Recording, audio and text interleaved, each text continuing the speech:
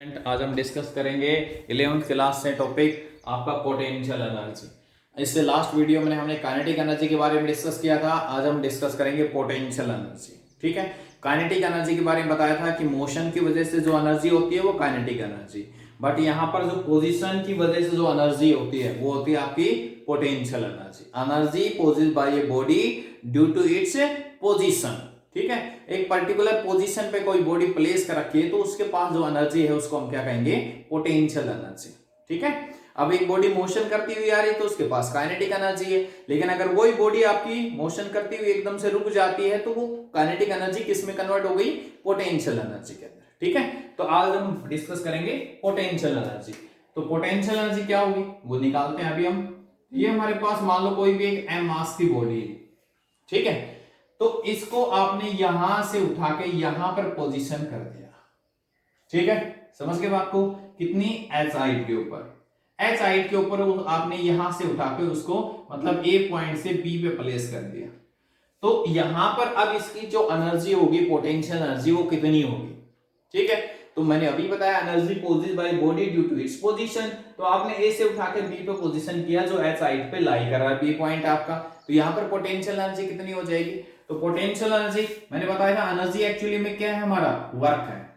क्या है, वर्क। अब वो वर्क आप मोशन की फॉर्म में कर रहे हैं या पोजीशन की फॉर्म में, तो वो वर्क डन आपके पास, तो वो अलग अलग एनर्जी की टाइप हो जाती है, तो वो वर्क डन ही आपका क्या है, यहाँ पर एनर्जी है।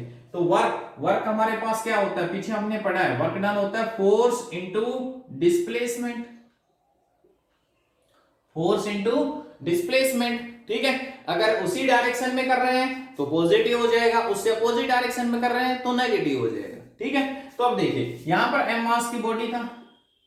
ठीक है, अब इसका फोर्स किसकी वजह से, इसके वेट की वजह से कितना होगा, mg, तो फोर्स हो गया mg।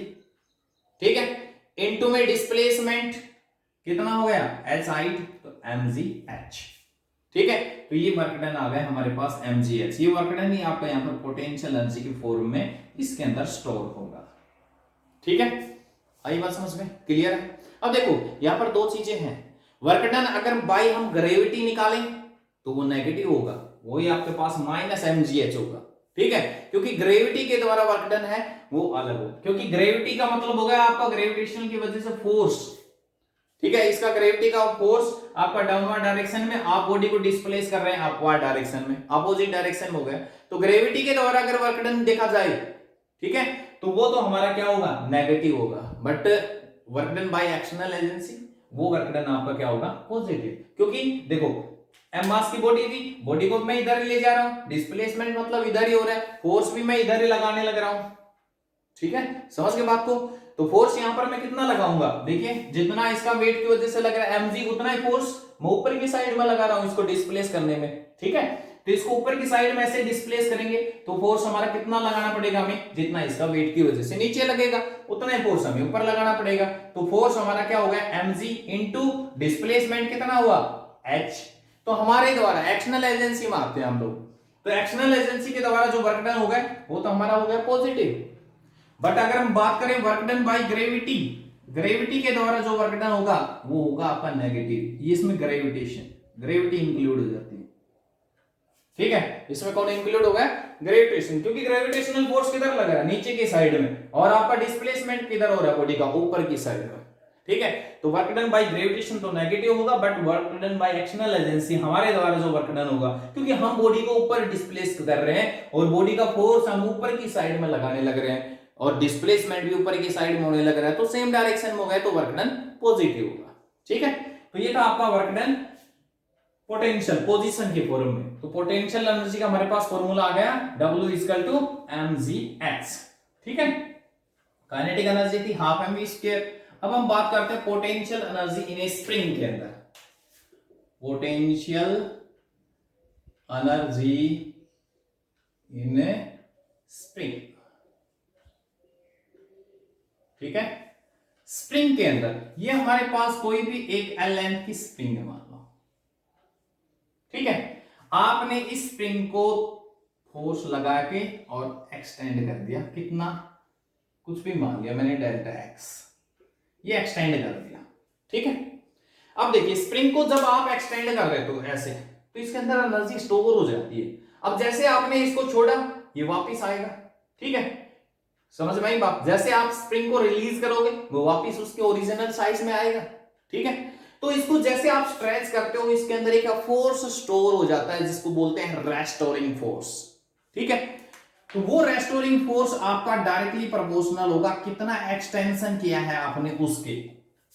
ये एक्सटेंशन हमने मान लो x ले लिया, ये एक्सटेंशन आपने x कर दिया। इस स्प्रिंग को जितना एक्सटेंड करोगे ना, उतना ही ज्यादा इसके अंदर फोर्स स्टोर हो जाएगा, ठीक है।